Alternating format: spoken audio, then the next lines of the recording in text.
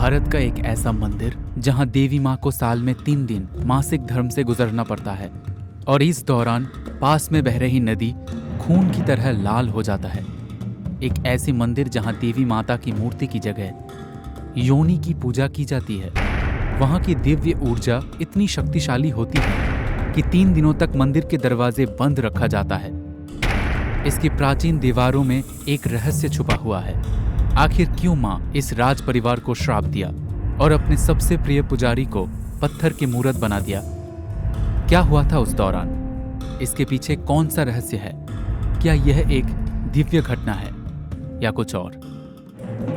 नमस्ते दोस्तों, आज हम भारत के सबसे रहस्यों से घिरा मां कामाख्या देवी की मंदिर के बारे में जानेंगे, जो आपके दिमाग को उजागर कर देगी और सच्चाई शायद आपको अवाक कर दे। असम की पहाड़ियों में बादलों के बीच छिपा हुआ दुनिया के सबसे रहस्यमयी और पवित्र मंदिरों में से एक है कामाख्या मंदिर। ये कोई साधारण मंदिर नहीं है, ये एक शक्तिपीठ है जो दिव्य स्त्री ऊर्जा जो सृष्टि को ईंधन देती है, जहां देवी कामाख्या की पूजा योनि रूप में की जाती है। लेकिन हर साल कुछ वाकई विचित्र होता है। मंदिर के द्वार बंद कर दिए जाते हैं, किसी को भी अंदर जाने की अनुमति नहीं होती है। माना जाता है कि 3 दिनों तक देवी गहन विश्राम में रहते हैं। लेकिन क्यों? इस मंदिर में क्या रहस्य है? इस रहस्य को समझने के लिए हमें समय में पीछे जाना होगा। एक ऐसी कहानी जो स्वयं ब्रह्मांड जितनी पुरानी है। कामाख्या मंदिर के किंवदंती हिंदू पौराणिक कथाओं की सबसे नाटकीय घटनाओं में से एक है देवी सती का बलिदान।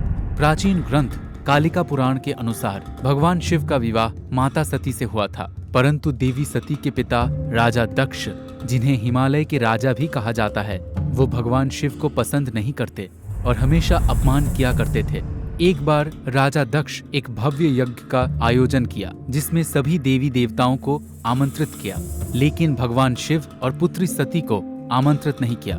इस अपमान को सहन ना कर पाते हुए देवी सती उस यज्ञ में पहुंचे और खुद को यज्ञ में बलिदान कर दिया था। इससे क्रोधित होकर भगवान शिव ने उनकी जलती हुई शरीर को स्वर्ग में ले गए और तांडव नृत्य करने लगे। इससे पूरी सृष्टि में संकट आ गया।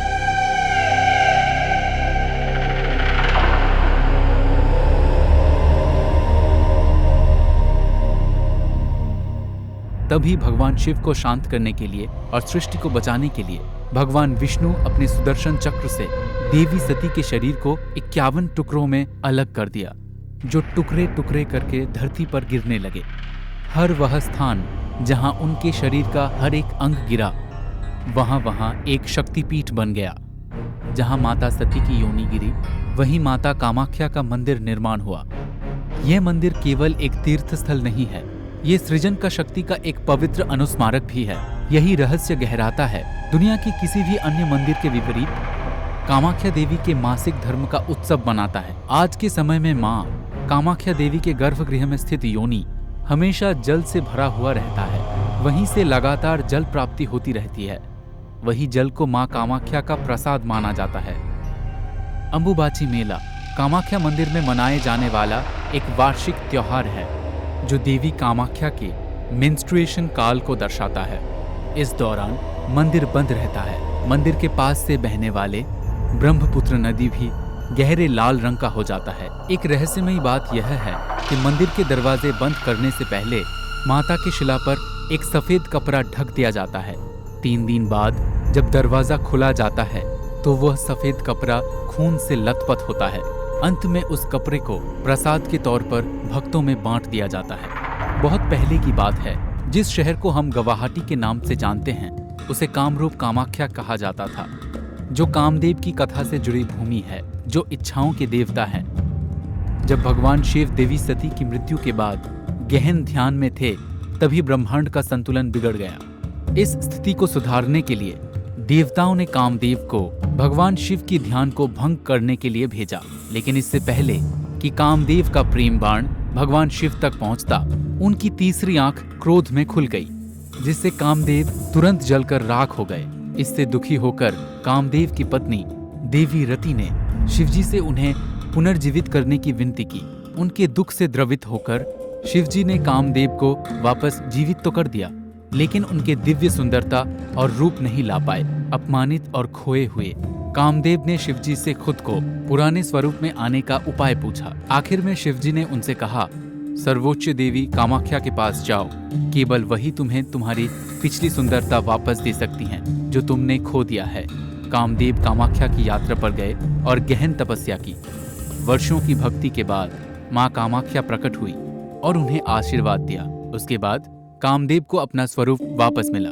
उस दिन से जिस भूमि पर उन्होंने अपना असली रूप पाया उसे कामरूप कामाख्या कहा गया।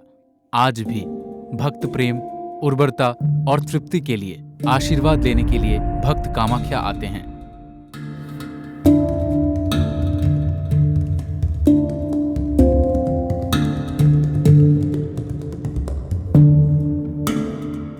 सदियों पहले जब राजा महाराजा के शासन चल रहा था, तब गुवाहाटी का शासक वंश कूच बिहार था और राजा नर नारायण थे।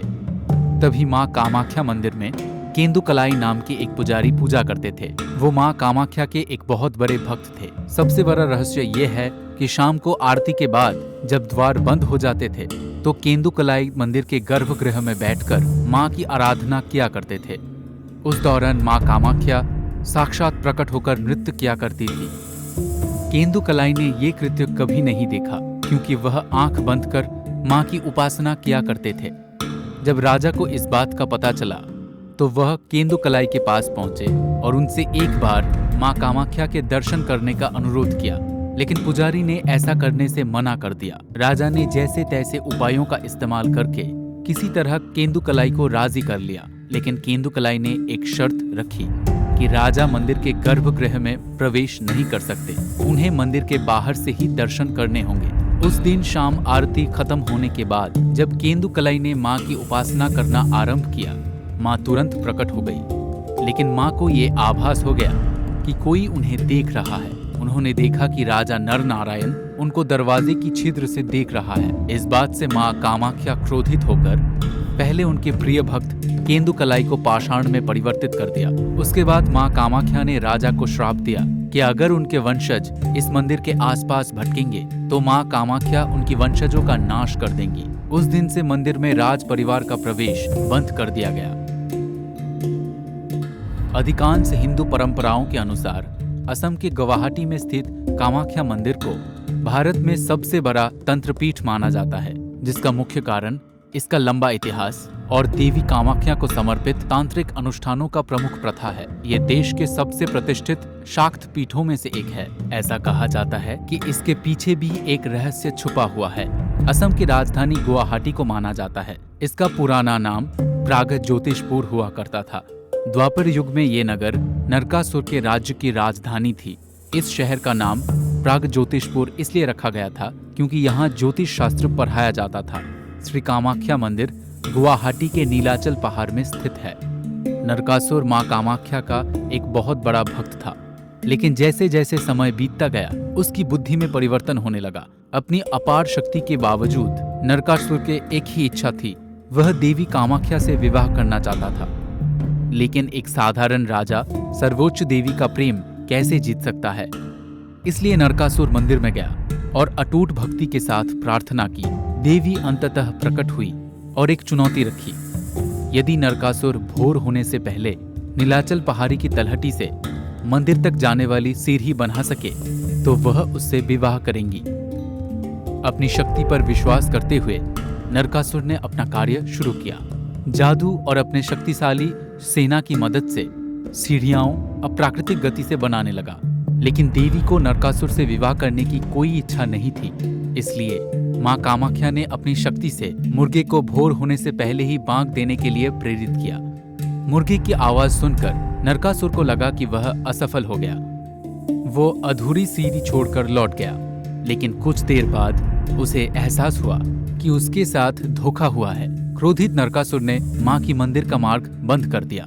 आज भी कामाख्या मंदिर जाने वाले भक्त उस अधूरी सीढ़ी को देख सकते हैं, जिसे मैक्लोच पाठ कहा जाता है।